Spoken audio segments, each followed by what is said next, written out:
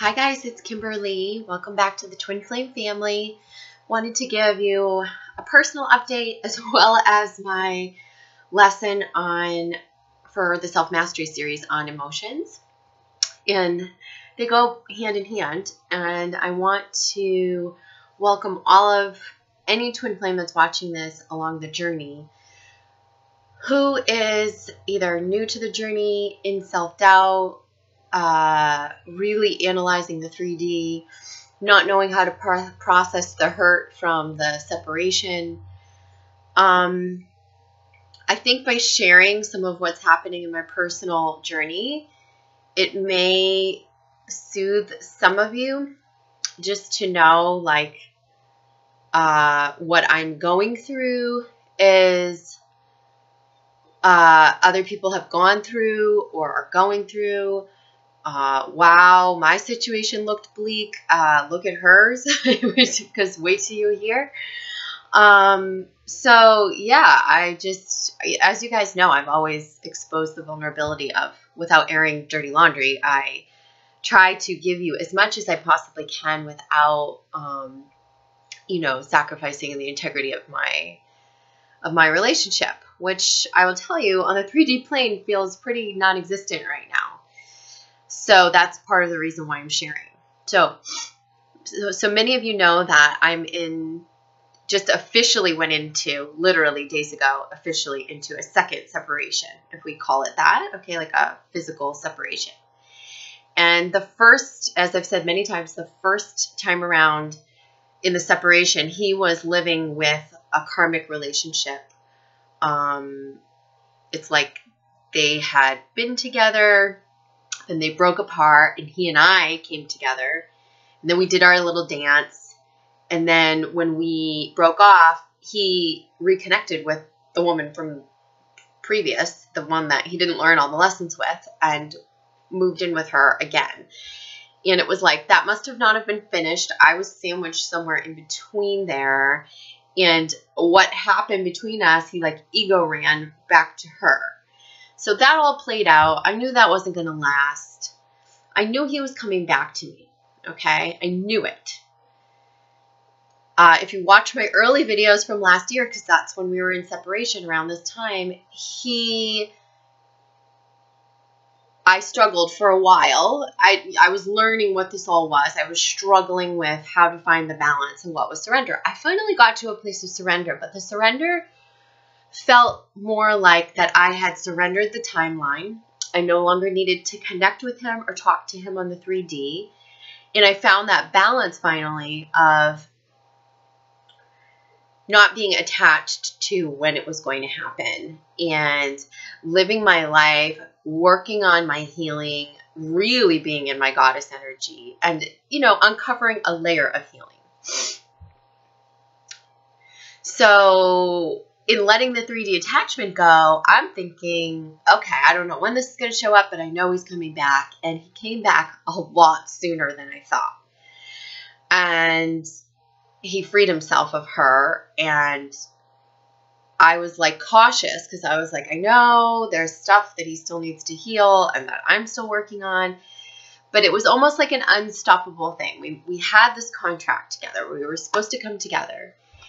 And from the minute we came together, there was just tons of love and tons of, the typical twin flame stuff, just magic and synchronicities and all that. But there was also a lot of turmoil right from the beginning. And one thing that I see now in hindsight that I didn't see then and I didn't see in the first go around was that he was struggling with addiction to alcohol and I don't know what else. And it created the havoc in our relationship. And I saw a lot of unstable or crazy erratic behavior. And I was getting chastised for things. And he does have narcissistic tendencies. But I do believe that even more so than that, there's chemical involved, right? Whether it's drinking or even drugging, which I do believe it could be in the mix. And this is a motivated person who maintains a very calm demeanor, and and everybody likes him, and he's sweet and he's loving at the core, and he has childhood wounds that he's never dealt with. And admittedly, like, this isn't me judging him. This would come right from his mouth. Like, he had a very traumatic childhood, doesn't remember a lot of it, doesn't want to delve into it, has thought about delving into it, but never did. So a lot of the alcoholism or whatever the drugging is or whatever is going on that I don't know about, it's from a place of, any addiction is masking our wounds. It's just running and not wanting to face the deep wound. It's just a cover up. And in him doing that, it created a lot of friction between us. Like, maybe, like, he just showed up with expectations, blame, turning tables, just crazy stuff. But then he'd go, like, that would be a night, like an isolated event. And then we'd go into loving times and have these beautiful memories together. And then he'd go and, drink or whatever, and it would go crazy again. And we went on like this for an entire year, just about. We moved in together. Even when things were tumultuous between us, we moved in. Things transpired in that time in which he even began talking to an ex-girlfriend, had one foot out the door, just never was completely committed, okay? Now, when I look at it from both of us and it being a mirror, I would say the thing that kept me from being completely committed was the fear.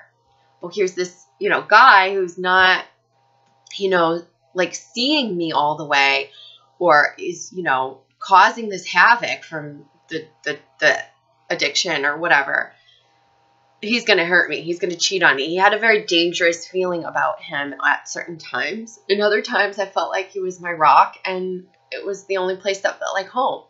So there was this dichotomy going on the entire relationship of feeling like, oh my God, this is the most incredible man in the world, and oh my God, this is my worst nightmare. So in the mirroring, I was, put in that, I've talked about it before, that victim mentality where I'm not being seen for me, I'm being accused of things I didn't do.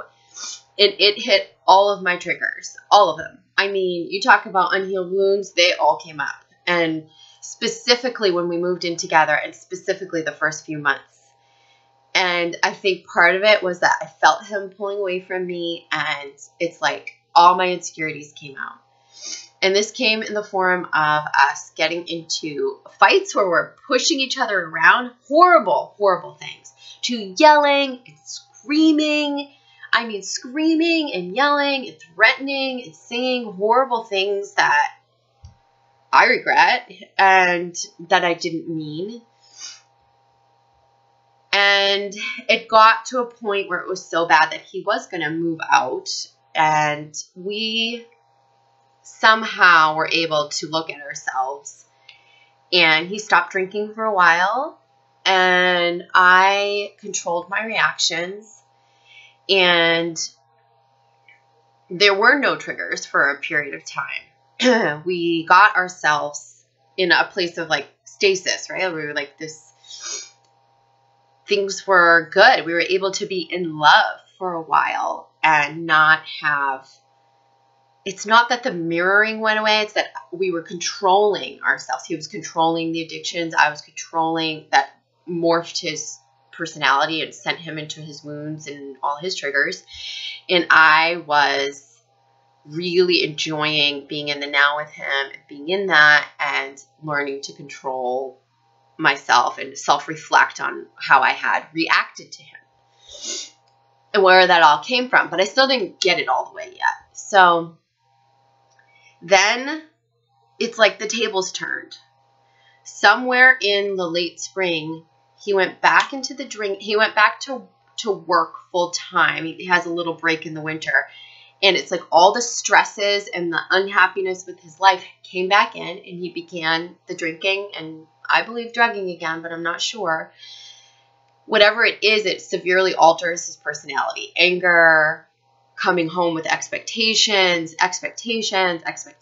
He would say jump, I would say how high, then I'd jump higher, and he still wouldn't be happy. And I felt so hurt because I'm going, here I am, and I'm trying, and you don't see me for what I'm doing. You don't see me for who I am, and I keep failing you. And it became a very rocky place to be in. This time, he was the one. So instead of reacting, I pulled away. I just withdrew. I wasn't seeing anyone else. I wasn't cheating on him. I have love and the utmost loyalty for him. I wasn't doing anything other than just retreating, like going into my shell. I'm a Cancer. I was going into my crab shell, going like, okay, you're going to come home angry, or you're going to come home with beers under your breath, and I know it leads to nothing good with us. I'm going to just retreat. Well, in my retreating, he took it as a behavior change and became super ignited, super triggered, super defensive. He believed I was cheating on him, which is not the truth in any way, shape, or form. Not even close. There's just none of that. It was just a matter of me trying to repattern my reactions, not get involved in the anger, not get involved in this chemical change that was going on with him. And it literally got to the point where I was missing him. I felt like I had been abandoned. Here was this guy who, he goes back to work full time. He's busy. He's growing his own business, and that's part of his mission. And he's busy, but he's miserable. And he's not there for me. Not time-wise, not emotionally. He would just come home with expectations, and it was like, I just felt myself withdrawing. Did that mean I did not love him? No. It just meant I felt emotionally abandoned. And he felt it too. So you see the mirror again. He felt like I abandoned him, but I wasn't.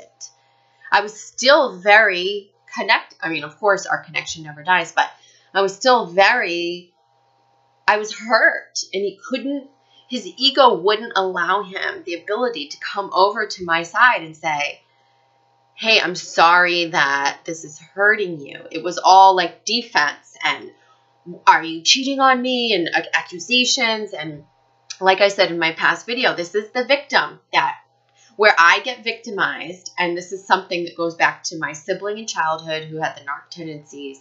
And then again to my father when I was a little bit older, he was actually on cancer treatment medication, and it messed with the chemicals in his brain, and he began accusing me of things and never saw me for me anyhow, regardless of the chemical interaction. And so all these wounds are being triggered again with my twin flame. But he took action and literally went off the deep end. I mean, from destroying my property to just horrible things that you're like, how could I ever forgive this person, right? Just as he probably thought that in the first phase of our living together when I was being triggered and was saying and doing horrible things. So we've reached a balance here. We both crossed the line with one another at different phases.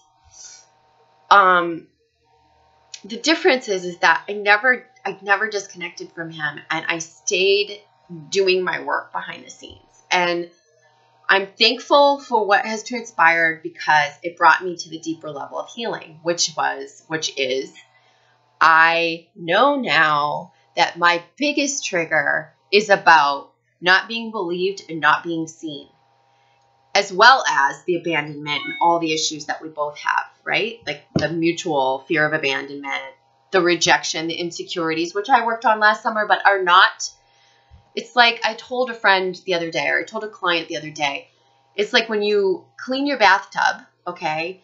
And I just did this recently, and you get it all sparkling clean, you get all that mildew and soaps come off, and you're like, wow, that looks great. You walk away. The next day you go back and you see all this mildew along the side that you didn't see the day before. And it's like, was that there? Or did I just miss it? Or did it just come through overnight? But that's how our healing is. It's like you think you get it clean.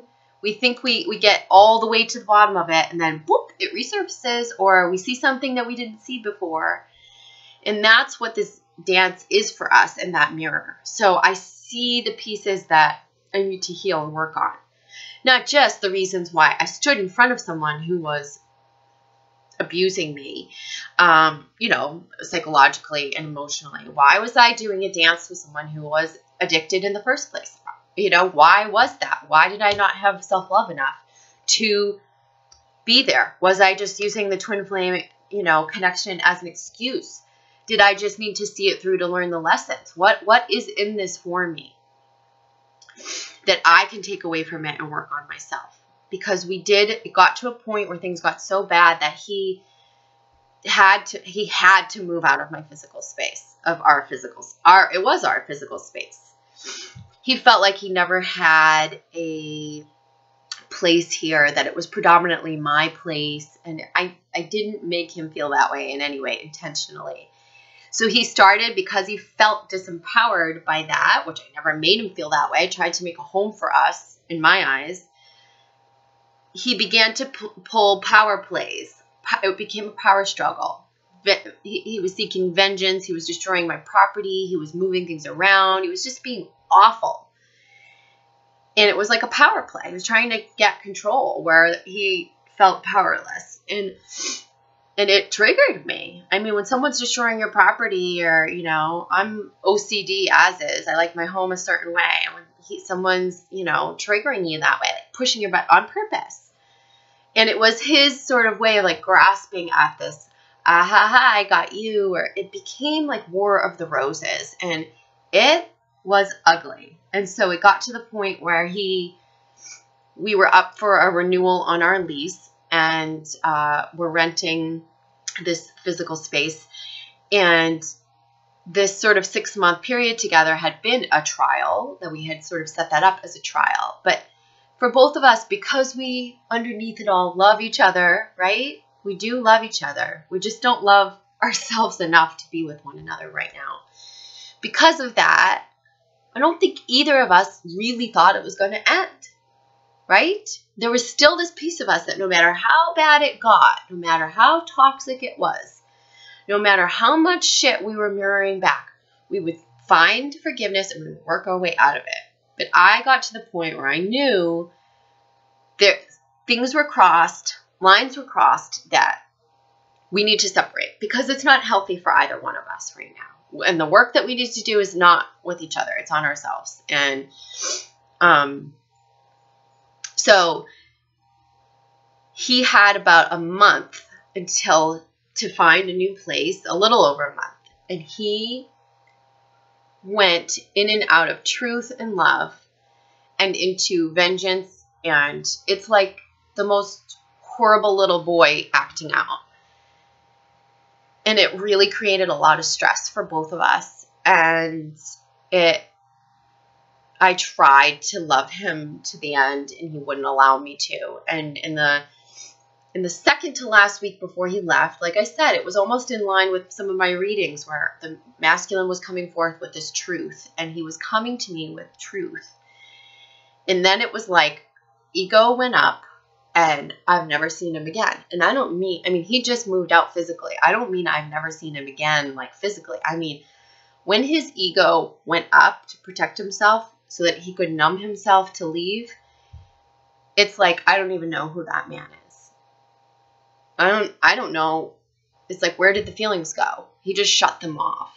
And all the love, gone. Doesn't want anything to do with me. Places all the blame on me. And it's a complete turning of the tables. I'm once again victimized. I'm once again trying to be like, no, I still love you. No, it's not me. You did it. You got yourself thrown out, you know? And the truth is that he didn't do it and I didn't do it. We co-created this. And we're supposed to be in separation right now. And I do trust it. And it hurts like hell, you guys. It hurts. It hurts so bad. It hurts because you miss the daily routine. You miss the physical person. You are being triggered at so many levels, abandonment, rejection, and left with this feeling of like, did this person ever even really love me? I tried to have truthful conversations with him, even up to the day that he left and beyond.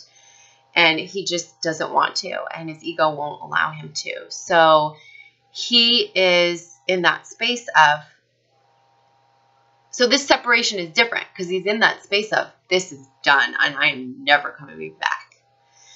And he's said it more than probably a handful of times. And he's sticking to that. He's also holding himself in the light of, this was all her. I didn't do any of this. I didn't create this. Not taking any responsibility for his actions, not taking any responsibility for any of it. And I have to take responsibility for the fact that I'm being victimized, that I'm being blamed, that I'm standing in front of someone who has drug and chemical addiction problems, that I'm still trying to get that person to love me. Hello, light bulb moment. This is about me and having more self-love and digging into that layer that I didn't see last year, right? In the first separation. I think I healed some of the surface stuff. I had some aha moments. It helped me heal some of the insecurities, but not all the way. And this is a different type of healing that I'm going into. And so know that when this happens, and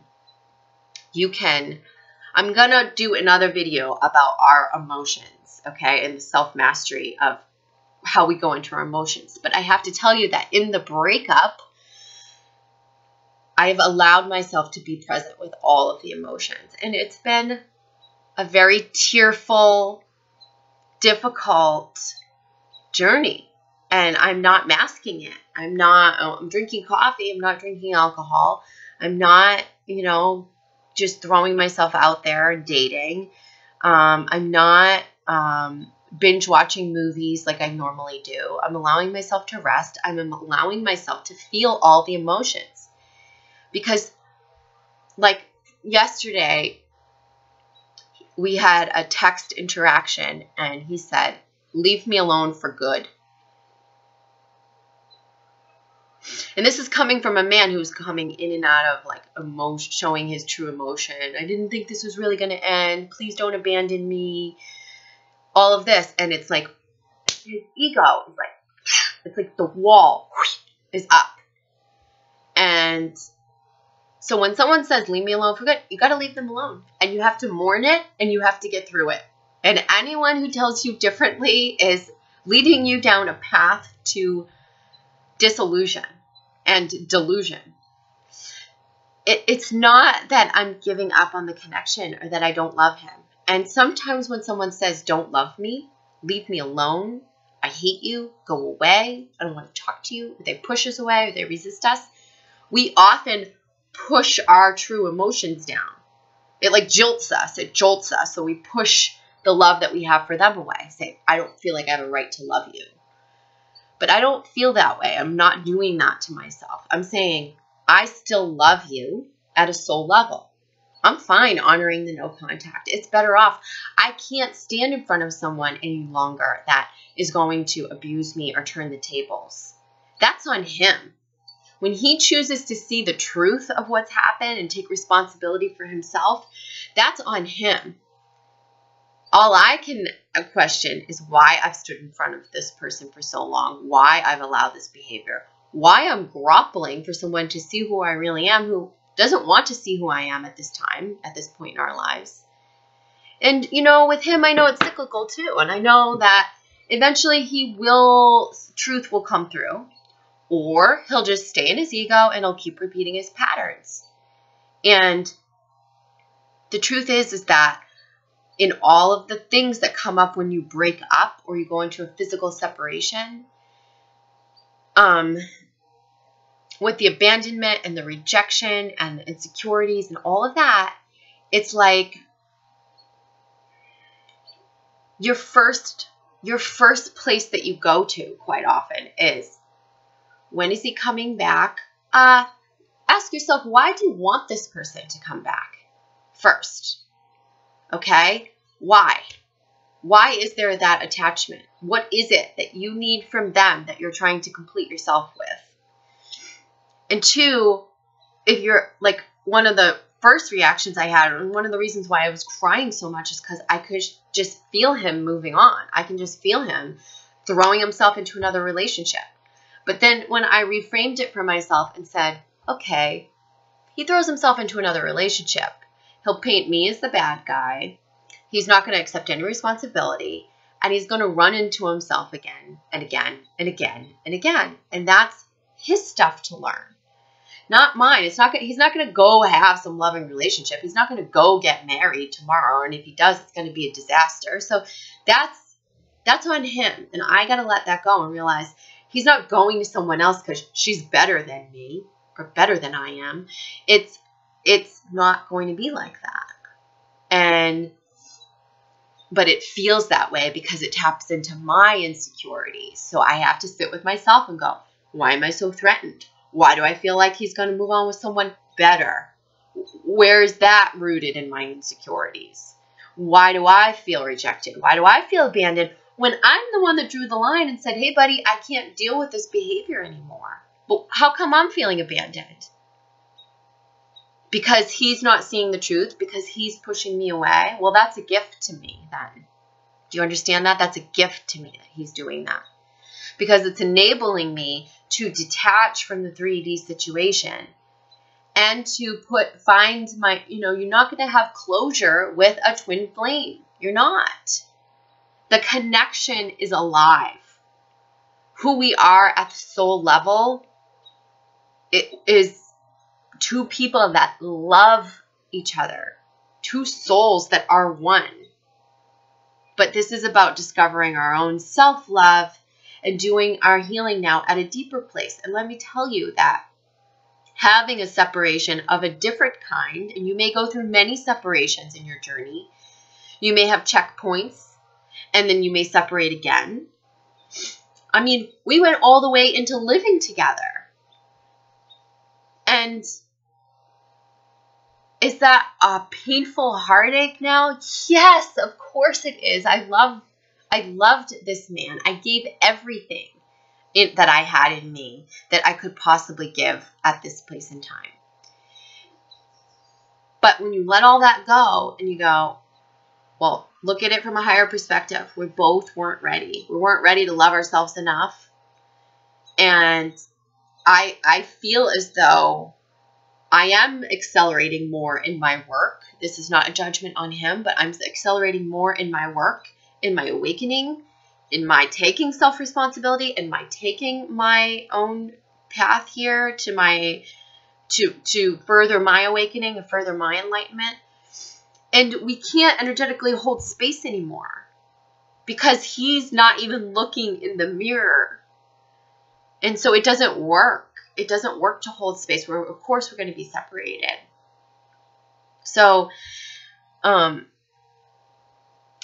thing about this separation, and if you guys watch Lee and Sherry, do you watch Lee and Sherry, the twin flames in union? They're amazing. And, she calls out one of their separations. I think it was their second one. And she said, I knew it was different. I knew it was different this time. Like, I knew he was done. And I feel that too. And I know that my twin flame is done.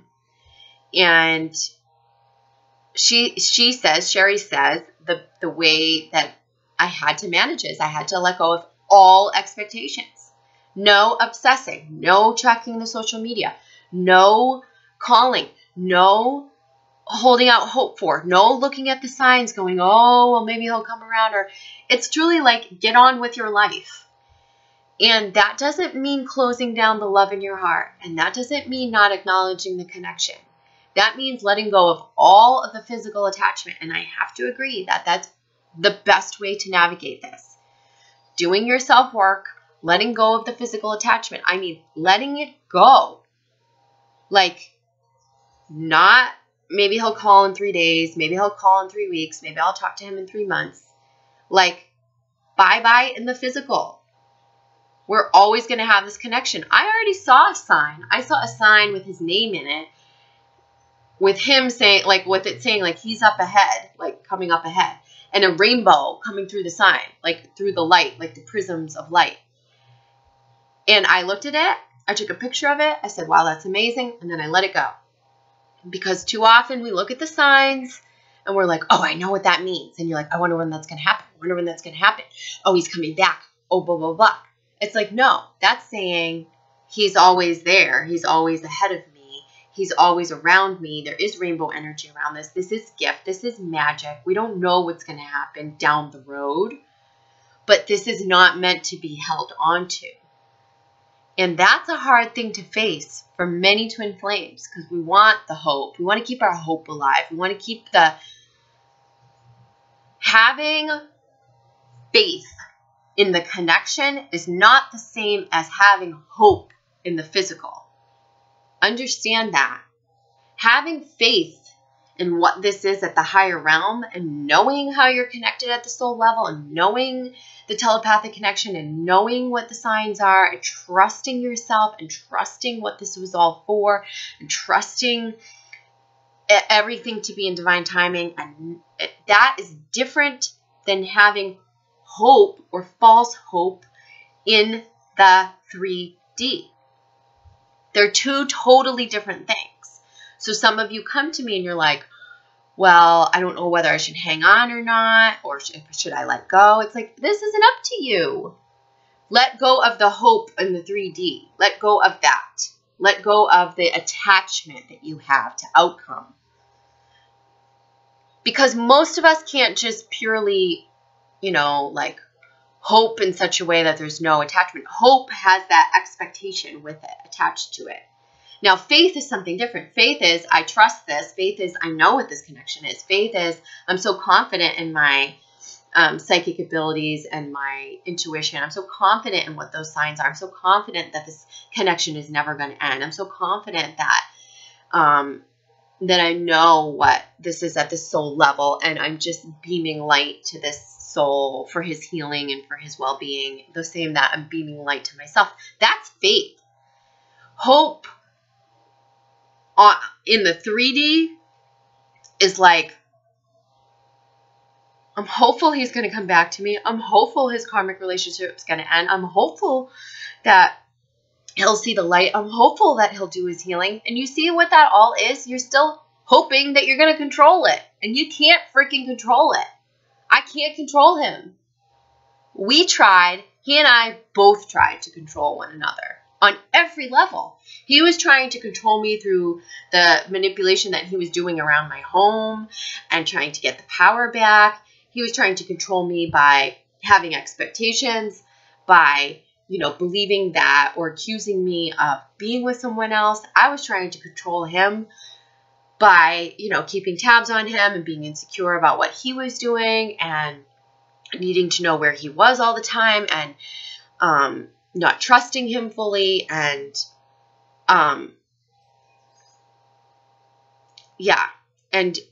in so many ways. And this is what the twin flame journey is about.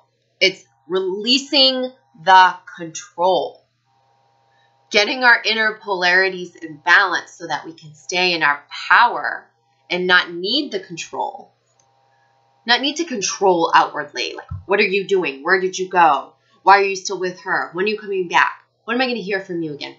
Or just the behind the scenes stuff that we do. Like, okay, I saw the sign, so that means I'm going to hear from him within the next few weeks, and maybe he's going to leave her, and we're trying to manipulate everything, and it's like, it's not the unfolding, the possibility of union, I have learned, comes in the letting go of your hope. Hope has expectation. For most of us, okay? That's not saying that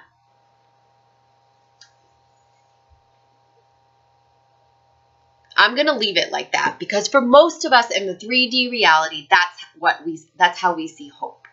And I'm telling you, go into faith in the 5D. Take your hope out of the 3D and go into the faith in the 5D, because they're two different things. Okay? We don't know as humans how to hope without expectation. Hope has expectation implied in it. It's just like when someone has cancer and you're like, I'm just hoping that he'll be well, or I'm just hoping that she'll heal. But I really feel like, isn't it more appropriate to have faith, to know that that person's going to heal, to know that there's a greater force at work, to believe in that piece of it, rather than the attachment to hope with the expectation. And I will address the emotions, like I said, in a separate video, but I do want to touch upon that because you cannot skip your emotions. I'm going to actually, in the video that I make for self-mastery about the emotions, I'm going to be citing some quotes and things from Panache Desai's book, Discovering Your Soul Signature. If you guys don't have it, go out and get it. It's called Discovering Your Soul Signature. And for the majority of the book, he's talking about going into your emotions and how we do that and not skip over them, not suppress them, not deny ourselves. And I think this is huge for every twin who's in a separation, who's going through a breakup, who's feeling rejected, who, you know, where all this stuff is being mirrored back to you. And we often try to wriggle out of our emotions. It's uncomfortable. We don't want to be there. We don't want to stay there. We don't want to be in the grief. So we find ways to pull ourselves out. And I think in the twin flame connection, a lot of that time is like we attach to false hope. That doesn't mean you can't hold the faith and know that the situation is going to be healed for you, because it is, and it will. But this means that we attach to false hope. Like anything that's going to make us, any thought that's going to make us feel better, any bullshit that we could tell ourselves so that we don't have to be in the pain of it. And I'm going to talk very much about that in my next segment. How do we go into the pain, let it flow through us so that we can release it? So I wanted to give you that update, and I hope this somehow sheds enlightenment for you in some way. And I will talk to you all soon. Okay, take care. Bye.